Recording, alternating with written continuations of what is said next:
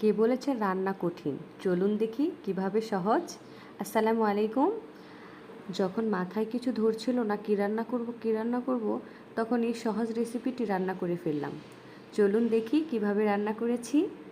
আর আপনাদের মাথায়ও যদি আমার মতো কিছু না ধরে, তাহলে এই সহজ রেসিপিটি আপনারাও তৈরি করে রান্না করে খেয়ে ফেলবেন। অনেক ইয়াম্মি হয়েছিল, অনেক অনেক ইয়াম্মি হয়েছিল। আপনারাও ট্রাই করে দেখতে পারেন বাসায়। বড় ছোট সবাই হাত চেটেপুটে খাবে।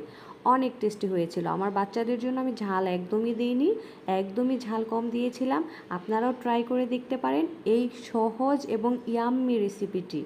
একদম সহজ। আর আপনারাও বাসায় রান্না করে খেয়ে ফেলবেন এবং দেখবেন কেমন মজা, আমাকেও কমেন্ট করে জানাবেন। আর আপনারা সবাই ভালো থাকবেন, আমার জন্য দোয়া করবেন। আসসালামু আলাইকুম, বাই বাই।